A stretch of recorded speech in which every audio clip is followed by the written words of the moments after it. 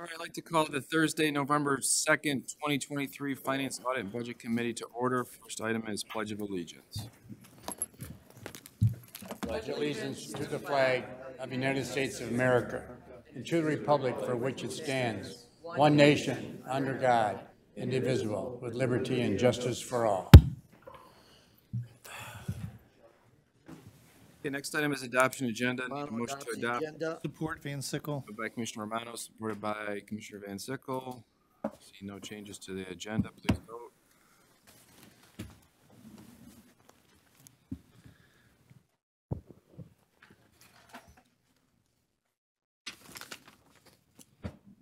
Motion passes 12-0. Okay, next item is approval of minutes dated November 1st, 2023. Need a motion to approve. Motion to approve. Support Perna. Moved by Commissioner Lucido, supported by Commissioner Perna. Any corrections, commissioners? Seeing none, please vote.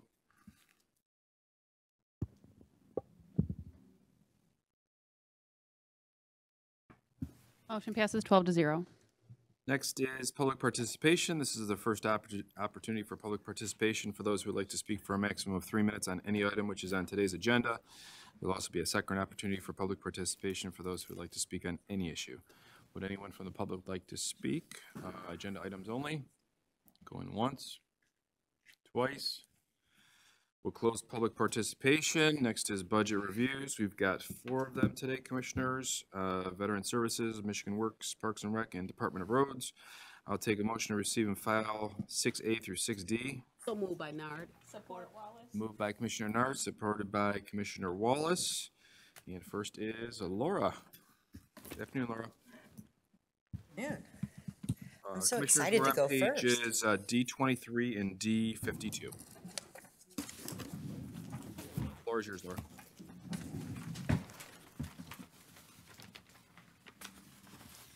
So you would like me to speak? Okay. I didn't know if you were still, okay. So a couple different budgets, my millage budget, a few different grants. Under this coming fiscal year, which we're already in the fiscal year 2024, I have the IRS grant was approved, which goes through United Way. I have the MVAA grant that was already approved through MVAA. And then I also have a CEDM grant that's on its way. So the governor signed that into law, and that is for VITA tax program. We have not, it's not trickled down since it's a new law and it's going to be implemented. So I did budget about 45,000, but the actual figures have not arrived yet, and the actual contract has not arrived yet. But I was forecasting that because the governor was, I mean, the news back when we were doing the budget, it was good that she was going to sign it. So that's what I have today. So as far as, if we want to go over the extra grants, MVAA's grant is 426,000 for this year.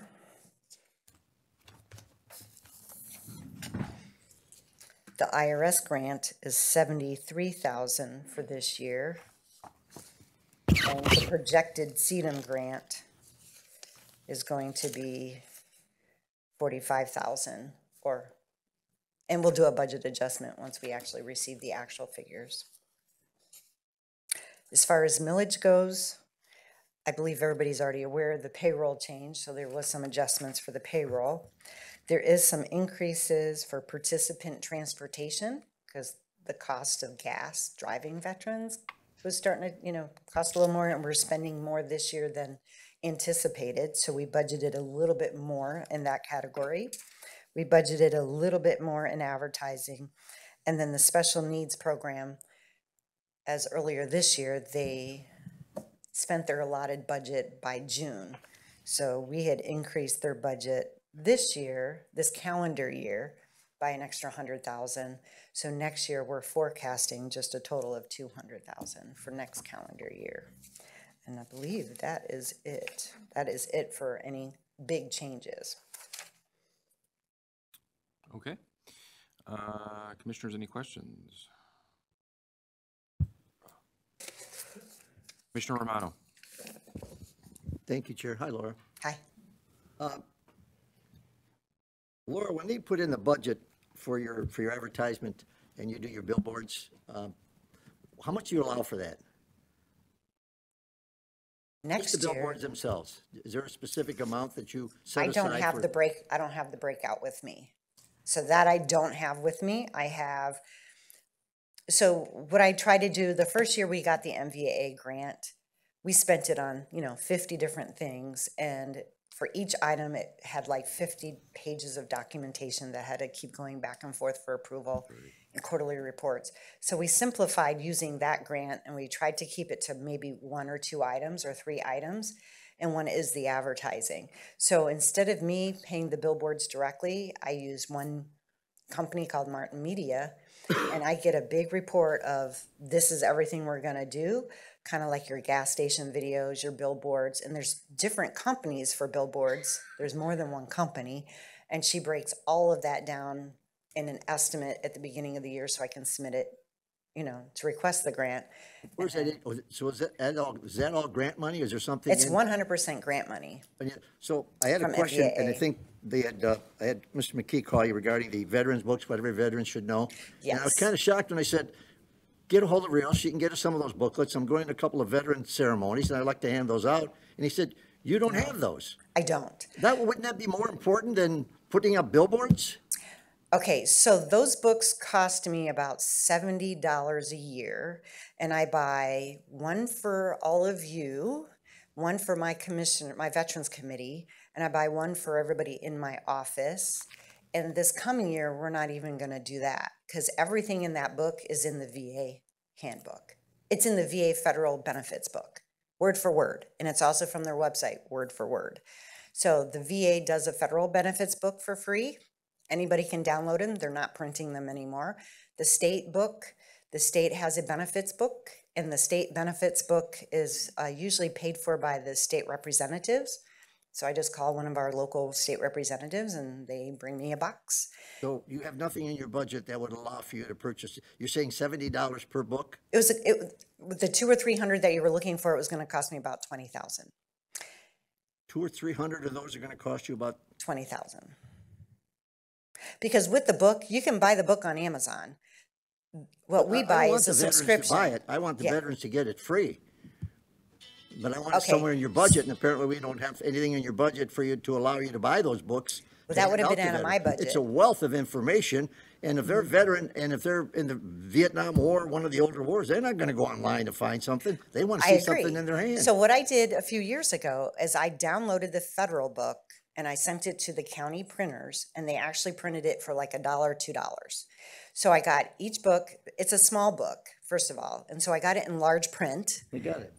Okay, so I got it in larger print, and it's the federal benefits book, which changes every year, but the VA is not printing them anymore. So I printed them a few years ago, right before the pandemic, and I think I printed 1,000 copies. And honestly, today, I have like 3 copies left in my office that says 2018 benefits book. Because the 2023 benefits book, the federal benefits book, doesn't come out until the beginning of 2024. That's just how they do their benefits book. They don't do it for the beginning of the year, but it's at the end of the year. So I might have that in my upcoming budget for next year to print those and hand those out at all my outreaches. But the 1,000 that I printed in 18, or actually it was probably in 2019 when I printed them, I expected they would all go 19 and 20. And then we had the pandemic and we didn't do any outreaches. So we're just now getting back to doing all those outreaches. But I've now put bags together. So if you went to the senior festival, if you came to my table, we hand out a bag. When you say you're a veteran, we hand you a bag. Inside that bag is the benefits book, is in, office brochure and some of the other brochures that deal with veterans that are throughout the county. And I hand them that. So I do plan come January, the earliest would be January because it would be out of my millage money, to be able to print some more of those and have those printed. But that would be the most up-to-date stuff. I was just looking for it in your budget when I know the billboards are there, but I didn't know that was all grant money. So you answered probably the questions I was looking for, but I think those books are extremely beneficial. And it's a shame that we can't allow something in your budget, get those printed out and hand one to each veteran as they come in, or especially now during Veterans Day, and say, hey, there's a wealth of information in these books, guys. Take a look at it. Okay, that's all I have, Chair. Thank you. Well, I do have the other books. So right now in my bags that I give out, and I have like 4 or 5 events next week, the federal benefit books are in there. They're not the big, thick books the regular books Right, that I have. exactly. It's not the same thing. Well, that one has probably more information than the one that I have. The federal book talks a little bit about all the benefits. That Yes. has more detail. That has more detail. Thank you. Thank you, Chair. Okay, seeing no other questions for Laura, we will move on. Thank you, Laura. Thank you. Next is Michigan Works. Chris here? Budget page D8, Commissioners. Good afternoon, everyone. Good afternoon.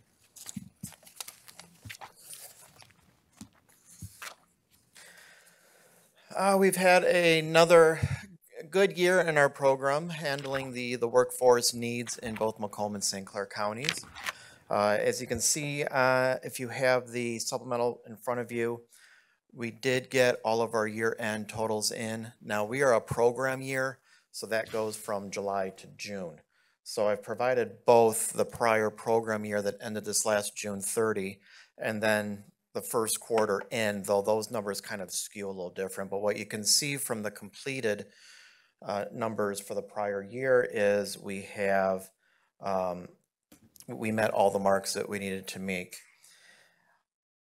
The last year, we have seen some financial challenges with the federal grants that operate this department, this grant. The 3 formula grants that operate for us, WIOA, Workforce Innovation Opportunity Act, the Trade Adjustment Act, and TANF, Temporary Aid for Needy Families, are all under a continuing resolution. So as those are the 3 that primarily provide both public service and staff time, we've not seen the typical investment from the feds to provide on those grants. So we saw the prior year when I stood here last year and this year, we are seeing cuts to those grants that we anticipate will be the case until they finally get renewed. And we don't anticipate any challenges getting those grants renewed, but until then, it kind of makes for some shaky times. Trying to counter that, working with the executive director of the Macomb St. Clair Workforce Development Board, I have looked at how many positions can we put aside and work without. So in the budget, we did eliminate 6 of the line staff. And then also in preparation for this, one of my center supervisors actually received a promotion to the workforce board. So I have called upon my supervisors to stretch just a little bit more. And I have one of them covering 2 buildings while they're all giving each other bouts of oxygen to keep moving. So we're making that work. Plus, in coordination with the workforce board, we did recently close one of our centers that was just unfortunately not getting a lot of public attention. So we have moved staff to the other centers to be more equipped to provide that assistance as they walk in the doors. And that would be our Mount Clemens Center, which was our physically smallest, but was also operational the most expensive. So we've been doing that to try to counter some of these operational costs. We have seen in the last 2 years, we are looking at about 2.4 million in cuts from what we would normally see from the federal government. And we hope to see that kind of straighten itself out soon. Other than that, we have stepped up our game with the local chambers. We are now official members to the Anchor Bay Chamber, which is new to us. And my staff have taken a more active role with the Macomb Chamber, the Anchor Bay, the East Point, Roseville, and my terminology is a little dated, but what was the Sterling Heights Chamber. And my staff have taken on active roles to host coffee hours for networking, to bring employers into our buildings more regularly and serve as ambassadors to those chambers so that we have much more of a presence out there even where we're not physically in front of someone. I'll take a pause. Any questions on anything so far or anything you're looking at? Commissioner Brown? What's the unemployment rate right now? 3.9% as of August. Last I checked the other day, I did not have a September rate yet. So the cuts in the grants are related to the lower unemployment rates? That's basically what's going on? That's part of it, yes. They do the formula when the money comes from the federal government down to the state, when the state then allocates it, they do look at the unemployment rate. And since we are at a 3.9, we would not receive as much of the state's allocation than we would, other areas of the state. So that is part of what's going on here, is that low unemployment rate. And we have seen that over the years go up and down. And that formula is very reactive to that unemployment rate. And then there also is, again, just the continuing resolution waiting for the 3 formula grants to get approved through the federal government. Your supplies and services are up, what is it? Yeah, supplies and services up $62,000 over last year. What's going on? What's driving that?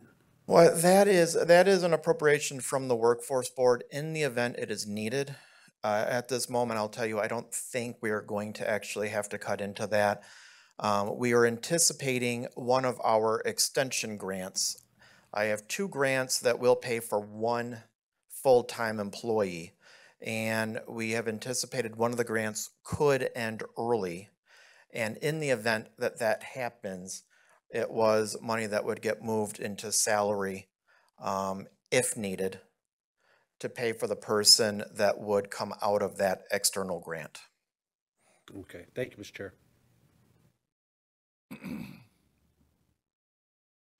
So, Chris, right now your budget is basically over by $177,600.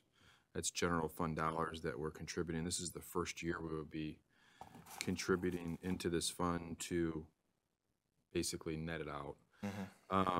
And I see that going forward for the next 2 years. Based on where unemployment is, and obviously that's the formula based on how much revenue you're generating for the fund, what do you see as the challenges going forward? And because your expenses are going up every year. Your revenue is not keeping up with that, and now we're looking at general fund dollars to match that. Yeah, very good point. And yes, this is the first time that we have, in my time as director, looked at general fund dollars. That is just to try to, like you said, even out that operational cost. The unemployment rate certainly is a challenge to that, and I would hope that by the time before you get next year for the next budget that we would have those formula grants approved by the feds. We had anticipated by now they would have been reauthorized. And that would then, even though don't know in a year from now what unemployment's going to look like, but we would hope that with it being an actual law, that would then reinstate our increased funding. Right now with the Trade Act alone, that is the act for companies if they are closed down due to foreign competition. The employer can certify with the federal government to give their displaced workers extended benefits. They are not accepting any applications from employers at this time.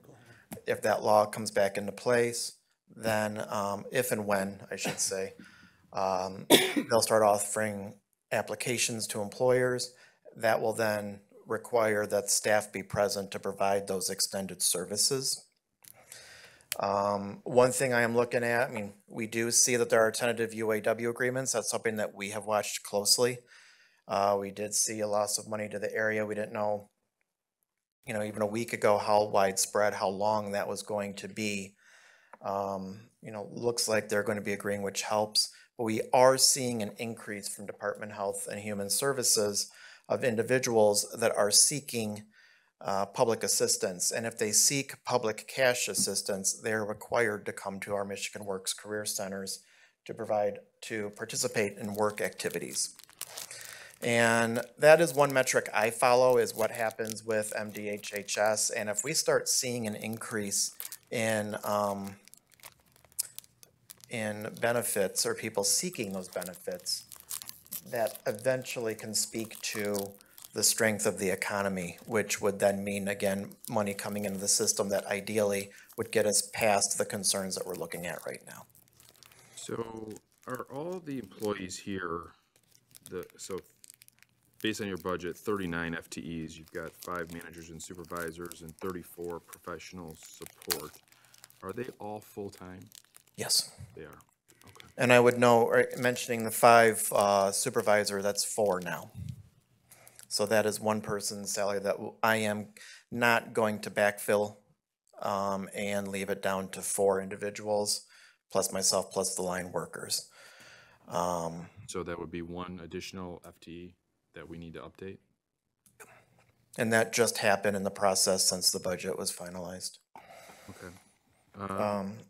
We don't need the number right now, but we will need what that total cost will be to update that. So if you can just send it to our office, that would be great. Sure thing. Commissioner Brown?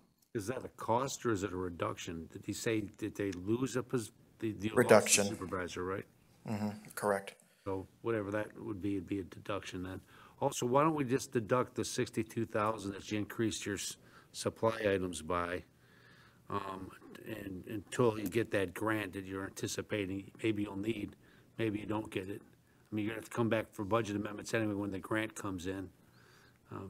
Maybe we could just take that extra money out. There's no sense putting it in there if you don't need it, right? Because you don't know when you're gonna receive the grant, right? Just a thought, so, And that's one of those I am watching that we might have an answer on that, almost any day, so I will know whether or not. well, maybe if you get that, let us know. And when those other grants come in, you'll submit a budget amendment, correct? Correct. When those budget to this board, so that we'll know when that grant arrives.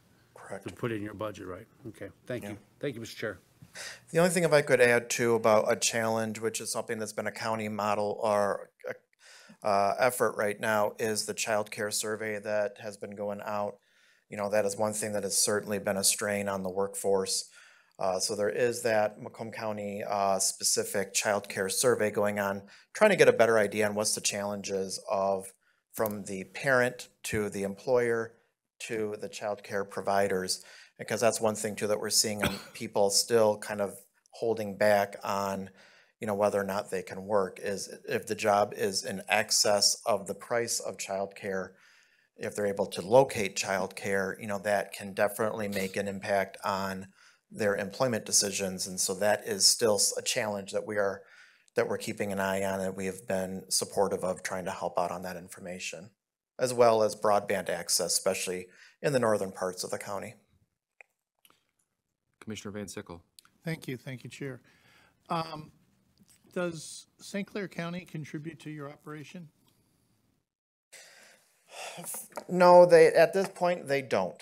And up until this point, since everything was 100% grant only, there is an agreement between the 2 counties that was set up when all the Michigan Works areas were created, that put the management over on Macomb. So we have not pursued St. Clair on that, because prior to this, all operating costs were handled through, federal grant dollars. It didn't come out of either general fund. But they're not at this point. At this point, they are not. So wouldn't it be sort of fair for St. Clair County to kick in something? And that's discussions going on with the Workforce Board, Executive Management, as well as the leaders of St. Clair County. And if they did contribute to your operation, would that reduce what Macomb has to contribute? Possibly. And when do you expect those discussions to come to fruition? Unfortunately, those aren't conversations I'm in. That's handled again by the Executive Director, the Deputy Director of the Workforce Board. So I unfortunately would not have a timetable on where their conversations are going. Thank you. Thank you, Chair. Okay, seeing no other speakers, you're all set, Chris. Thank you. Thank you. Okay, next is Parks and Rec. Steve, you're going to present on this one. Budget page E2, Commissioners. Good afternoon, Commissioners. I'll make a few comments about the Parks budget, and I may have to tag team with JP if I don't have an answer. If one of us do, we'll follow through and get answers back to you. So, not a whole lot of change, I would say, in the Parks budget. The charges for services revenue is, of course, a combination of parking revenue from Hillside, hall rental, grounds rental for festivals. We get a 1% of ticket sales. Those things are all part of that $250,000. I would say expenses are relatively consistent with the exception of capital outlay. And there's a budget of $120,000 in there, and that's the intention there is to replace the pole barn out at the facility next year.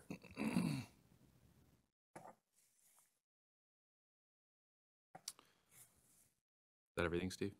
Yes. Steve, really quick,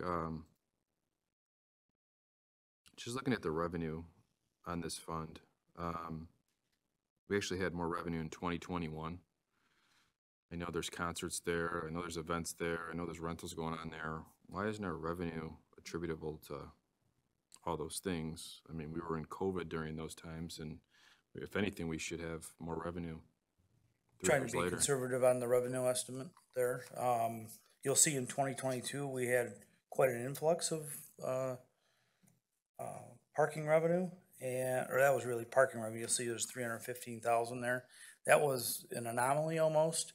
So the way the parking revenue contract is structured is we get 25% of parking revenue with a guarantee of 125,000. 2022, the first year ever, we received more. So in other words, parking revenue at the facility for all the events, the concert events, exceeded $500,000. First time in the 23-year arrangement that we've had. I don't know what it is yet for 2023. We haven't settled with Hillside yet. Okay. I've asked this question before. I guess I just don't understand the transfers in theory. This year we are not transferring any money in. Previous years we did. The next 2 years we're transferring 200,000. What's the rationale behind? So the rationale is to draw down fund balance until we need recurring general fund contributions. Starting in 25. So you literally want to draw it down until you're zeroing it out with? Pretty close, yeah. So if, I don't know how many years ago it was, we were doing the same thing. The last couple of years, we do have budgeted revenue. We do have maybe close to 300,000 in unrestricted fund balance. So draw down on that until we start having a need for ongoing contributions, which I'm anticipating is going to be in 2025. Commissioner Van Sickle. Thank you, Chair. Good afternoon, Steve. Good afternoon. The 45,000 for repairs and maintenance, does that cover the buildings, or are the buildings handled by F&O? The buildings, it could be a combination of both. But that would be, even if it's handled by F&O, we would charge those repairs specifically to this fund for anything that's handled at that facility. Okay. And I see we have utilities in there. When they have concerts and such and run all those big spotlights, all the big lights around the place, are they all covered in our utilities, or do they have a separate utility? There are our utilities. We're responsible for the utilities. I'd be interested in understanding how much the concerts and the events that the vendor has actually drives the utility rates. Because I can't imagine the park itself uses that much. I would agree with you. I can look and talk with Ben and facilities. I don't know if we have separate meters or not, but you're correct. I think the facility, not the facilities, the events we have out there, the Italian Fest or whatever else. 112,000 for utilities. If we're paying their utilities and most of it's on the vendor who runs the concerts and such, that bites in quite a bit to the revenues we're getting from them. That's correct. So I'd like to follow up on that. Okay, we can do that. Thank you. Thank you, Chair. Commissioner Perna. Steve, when is the contract up with Hillside or the entertainment?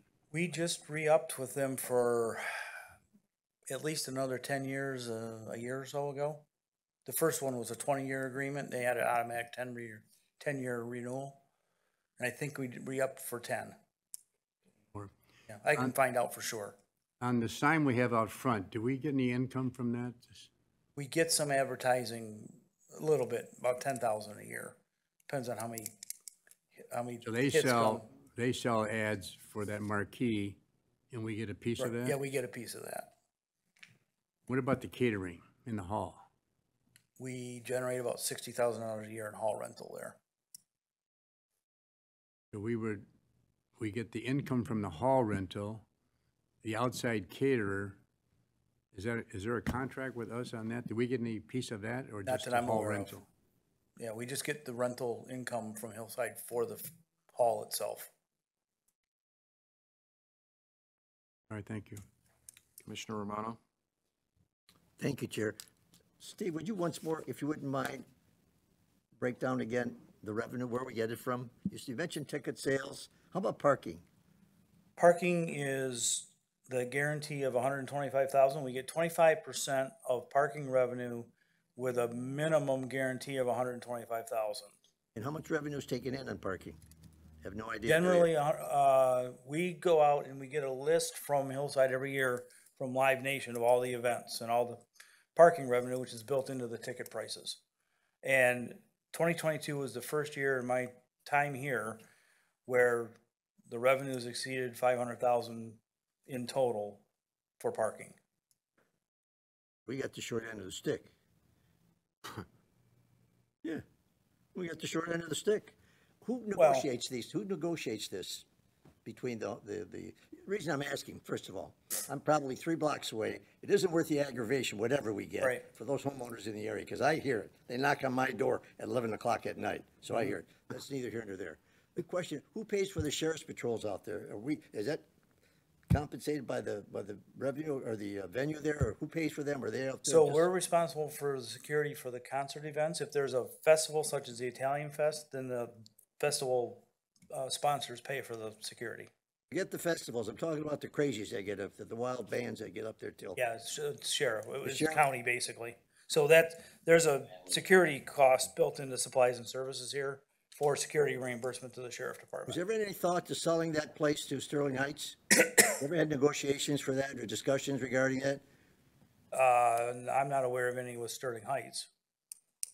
There were some years ago with the Palace, years and years ago. I don't know, Commissioner Perna may remember that. And that kind of fell apart and we ended up in court and a number of other things. So our total revenue from that park is, 250 to somewhere between 250, 280, and it's been constant. pretty even though- consistent. Yeah, that contract's been in place since 1999. and For we the just parking renewed and another 10-year contract? Yeah, there was an automatic renewal that Hillside exercised. Not an automatic, but it was an optional, at their option actually, to renew, and they did. Okay. Thank you, Chair. That's all I have. Steve, was that the last option that they had in that contract? I think it's a 30-year deal, right? Yeah, it's the last option. The original deal, I think, Commissioner, was 1999. Commissioner Perna may remember that. I think it was 1999. It was 99. It was the first, that was the first contract. That was the first contract. Okay. Seeing no other questions on this budget, we'll move on. Thank you, Steve. Thank you. Next is Department of Roads. We have Brian here. This is budget pages D 47 through 49. Hey, Brian. Good afternoon, Commissioners.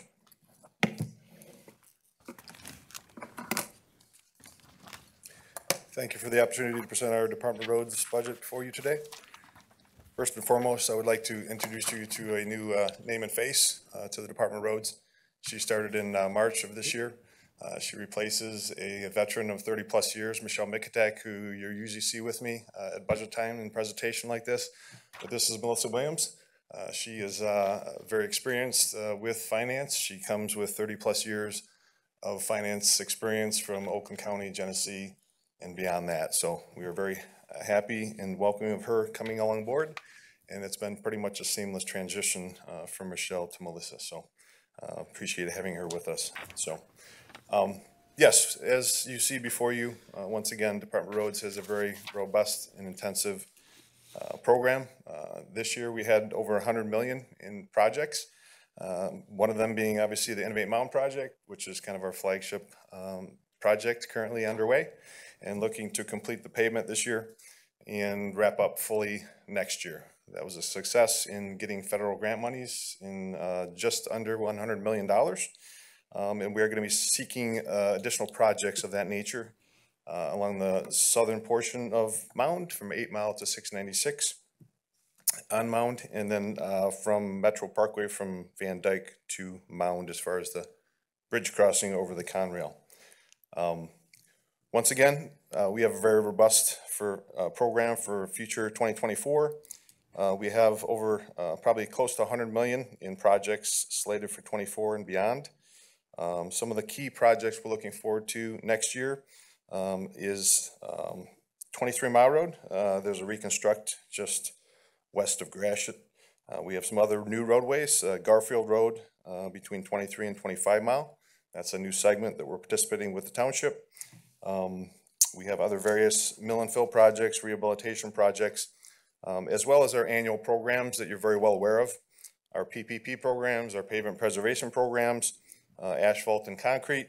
We still have our limestone program for the northern communities, 21 miles of limestone placement for those 7 communities at the northern end of the county, as well as our sub-reconstruct program.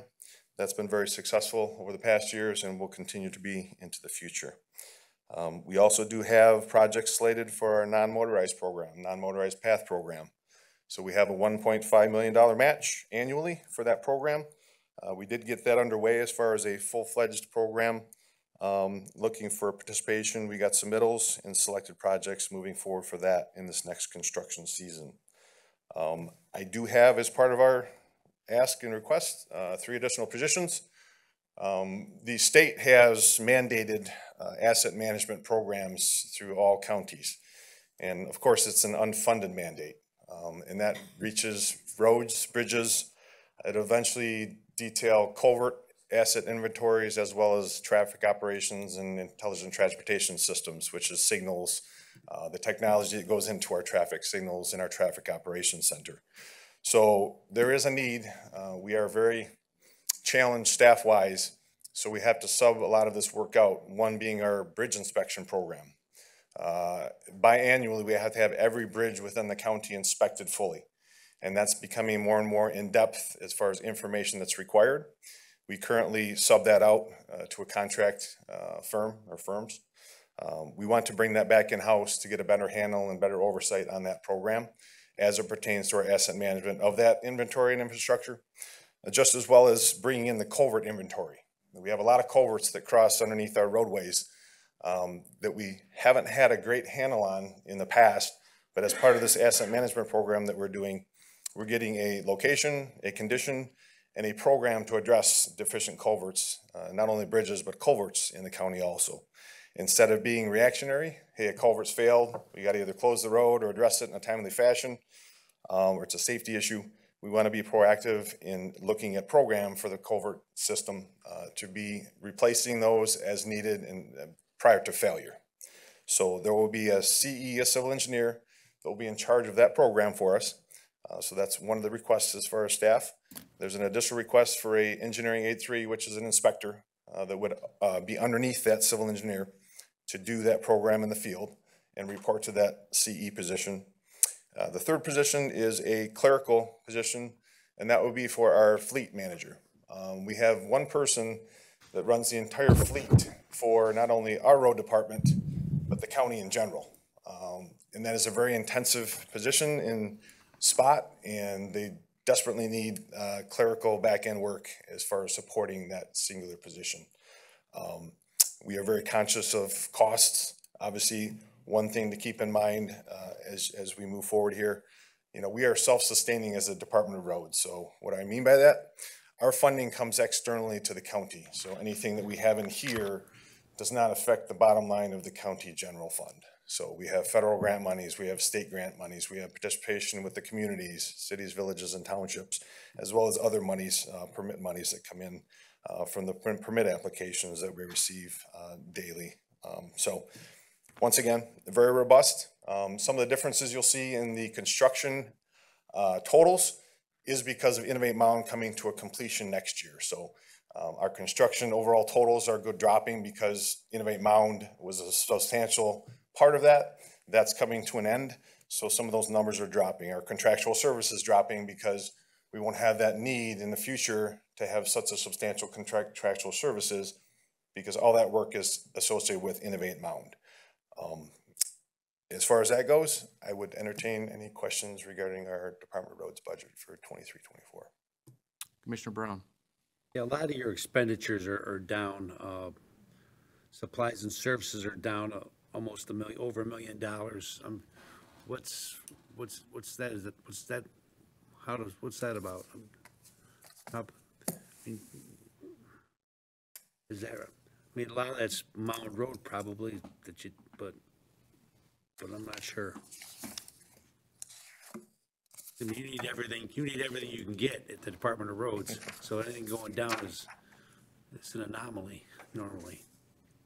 So the line item you're looking at, once again, Commissioner Brown? Supplies and services, Under Supplies and services, okay. expenditures, yeah.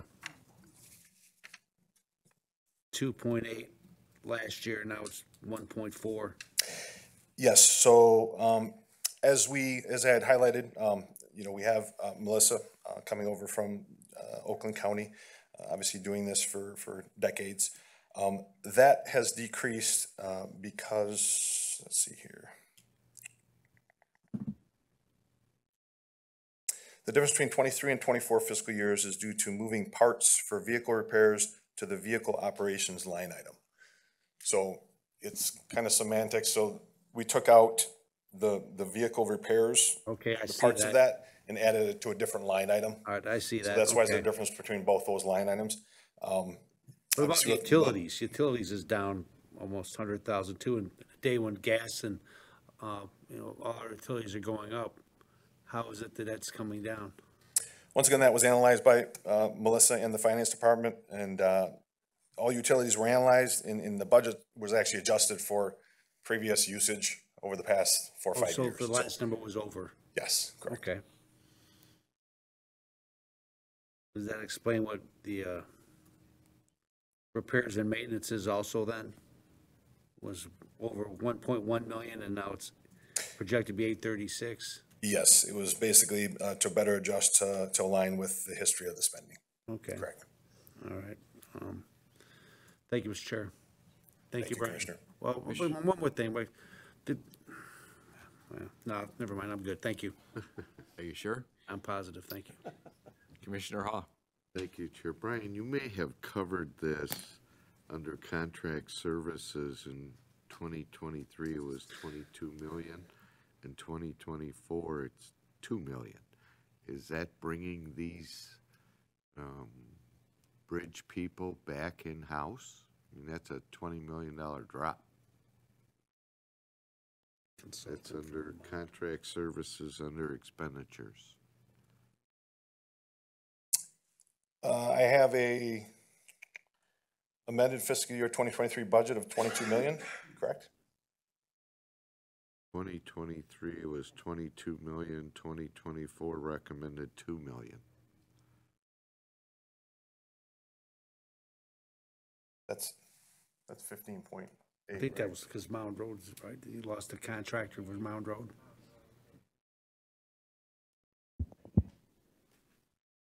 The contract services I have fiscal year 2024 proposed is just under 16 million. Just under what? 16 million. We looking at the same thing? You're referencing the right numbers, Commissioner. Do you have one of these books, Brian? Do you have one of these books? Yes, I do.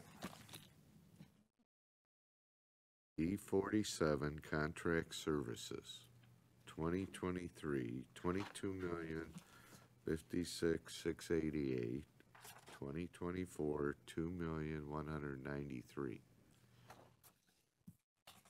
I was gonna ask how did the 3 people equal 20 million, but I won't ask that question. I think that,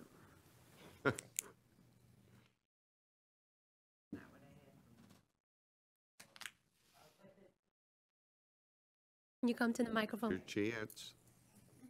Yes.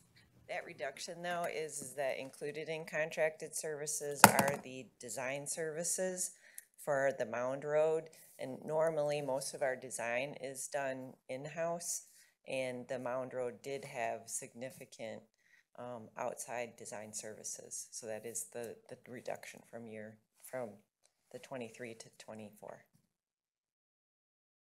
That's a lot of a reduction. The 20 million? Yeah. Yes, it was a significant design service project for Innovate Mound Road. And then, of course, too, with the 2024, even though we did carry forward some budget, the design was complete.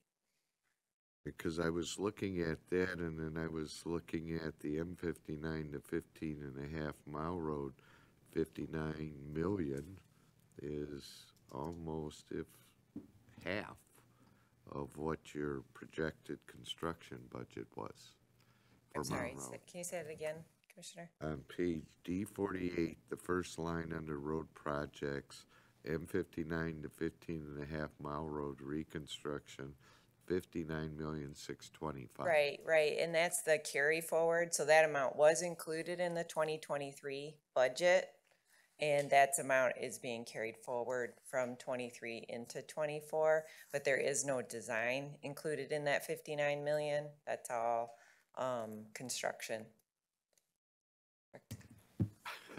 Right. Thank you. Is there any further questions? No, you confused me enough.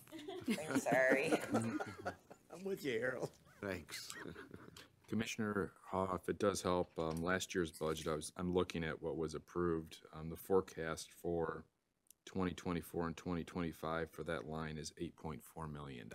Oh, okay, that helps. That makes a But little obviously, more what sense. we're looking at is far from that as well, so. Thank you. Commissioner Song? Thank you, Chair. Brian, does the $32 million from the state that was appropriated last year, is that included in the intergovernmental for Mound Road? That money is found in the state revenue line item. So as you see, the fiscal year actual 2022 is 90, and it goes to 93.6, and then 112, and then drops back down. So that 32 million is spread out over the years, and that is included in the state revenue. So the state revenue, inclusive of our Michigan Transportation Funds, the MTF funds that we get every year, that involves our state maintenance contract. We perform maintenance operations for the state, and it also includes the MEDC funds from the state, the 32 million for Innovate Mound. Okay, got it, thank you. And then do you have an update on the preliminary engineering for the south end of Macomb Mound Road project?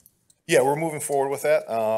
You know, we had some public outreach for that project on Mound, just as well as Metro Parkway Bridge over Conrail. So that is progressing. We did once again get federal monies for that preliminary engineering, a little over $1 million each for each of those locations. So that is something we're working on, looking forward to having hopefully success. We did submit 2 grant applications, one for segment 2 Innovate Mound, which is the south end, and also Metro Parkway for a grant funding opportunity. So we're hoping to be successful. We do have a DC trip scheduled this month to promote both those projects. Great, wonderful, thank you. And then the last question I have is, I don't see DeQuinder on this list of projects. Is it because you guys it's in the pipeline for 2025, or? I can take a look as far as that project scoping. You know, Because obviously, I know we share border with yeah, there's Oakland certain County, segments that we so- do and are responsible for the oversight of maintenance and repair work, just as well as Oakland County being a neighbor and a border road. So I can look at the projection for that and get that to you as far as any anticipated projects. Thank you, Brian. Thank you, Chair. Thank you, Commissioner. Brian, first question I have is, you're increasing your FTEs by 3. But your personnel line item is going down by 3 million. That doesn't make any sense. Heard it all. Again,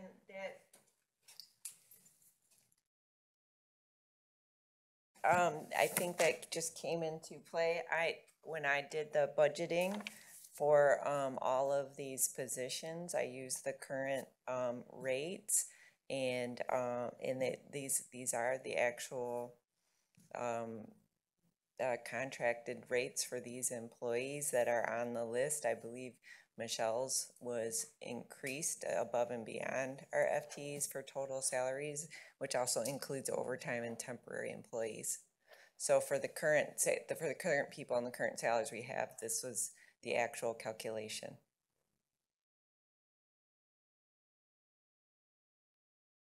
Okay. Next question. Last year, you had an increase by 1 FTE, which was an engineer. Has that position been filled? Yes, it has. Okay, and you're looking for an additional engineer in this budget? Yes, that is correct. The position that was requested last year was for a design engineer for bridges specifically. We had previously had one for decades. That person retired. We did hire them back as contract, and he stayed a couple, 2-3 years. And then that position kind of, when he left, just kind of fell off and was not budgeted for after that. And, you know, we get a better bang for our buck with internal design of both our roads, bridges, and traffic related items, and want to continue that process. So Brian, obviously your revenue is all dictated relative to what the state's funding, where the feds, what you're getting all that revenue from. So I know we do maintenance for the state on specific roads. Would that be the revenue that's billed under charges for services, or is that built into your intergovernmental line item?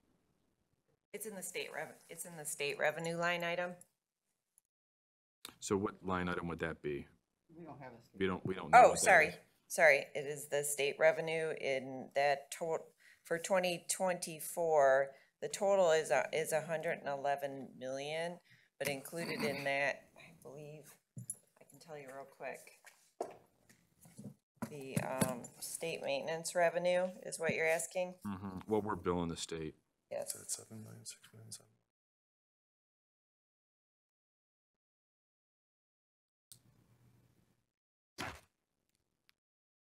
Yep, it's 8.5 million is up to. So, and that's an intergovernmental, that's in that line item? Yes, yes. So what was it in 2021? In 2021, the state maintenance, I'm sorry, I don't have that, and I wasn't here, so. The reason I'm asking is, I know,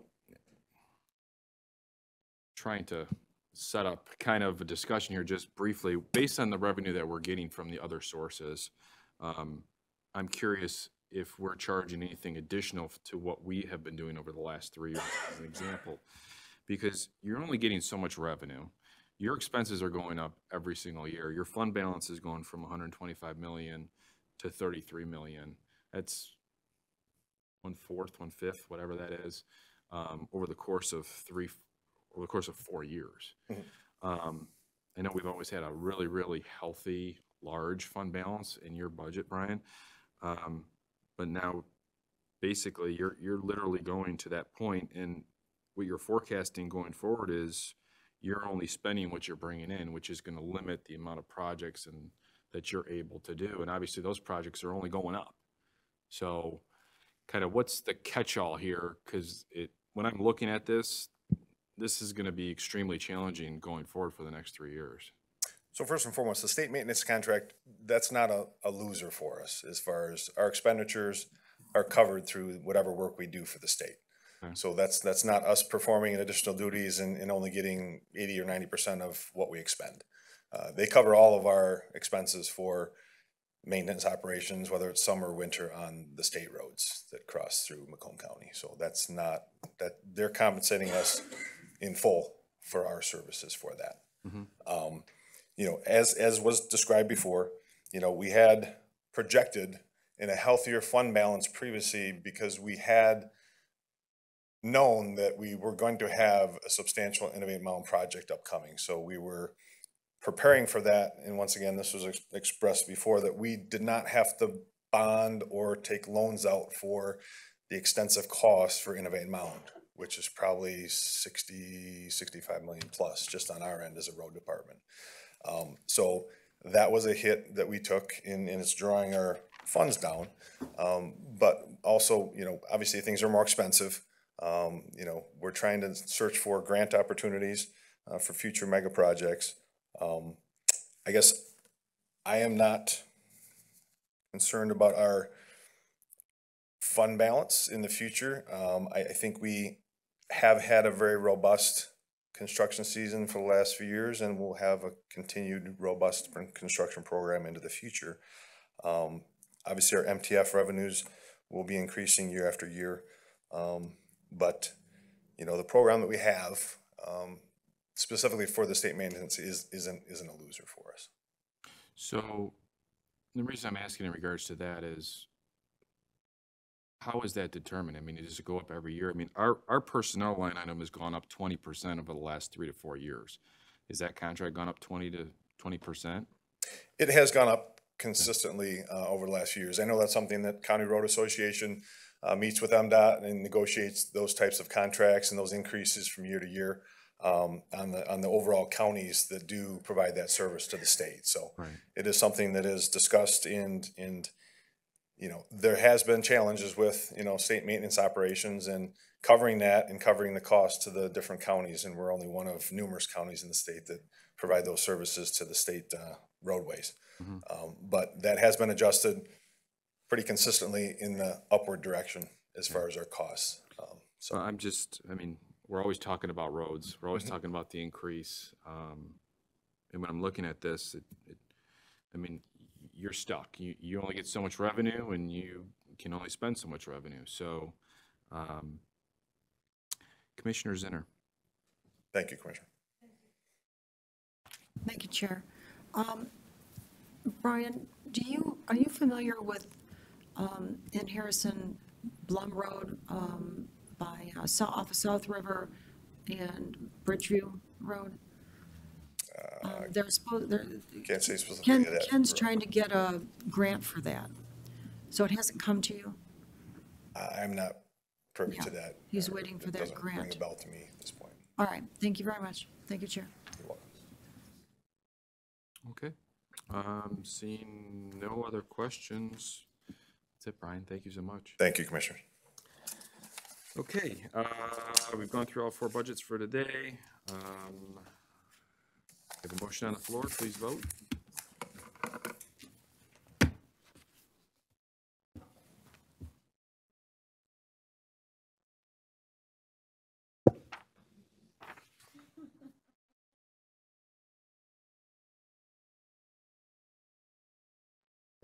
Commissioner Zinner, did your vote come through?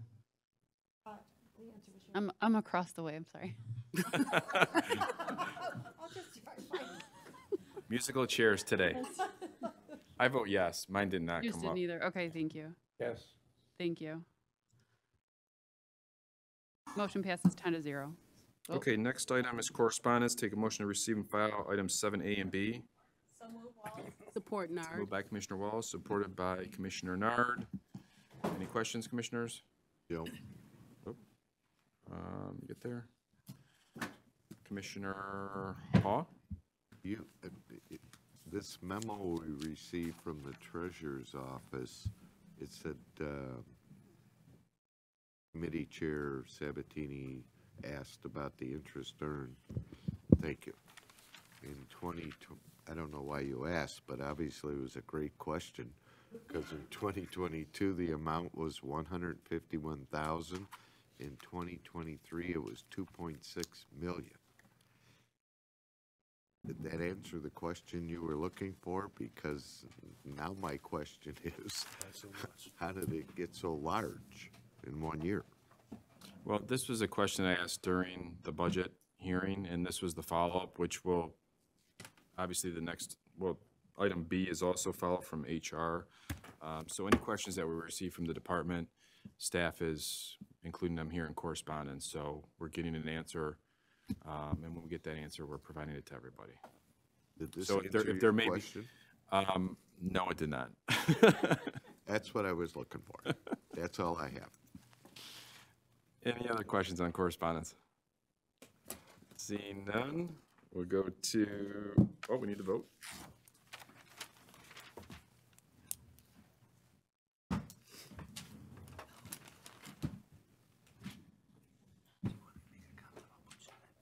I'll vote yes.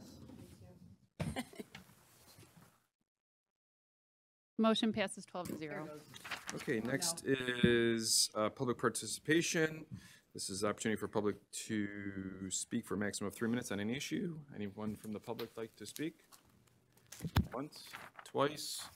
We'll close public participation.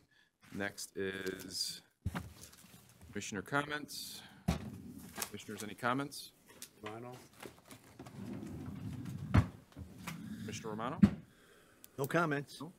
I just have one comment, Commissioners, in regards to we going through this process for the budget, with budget amendments that you are giving to Kyle.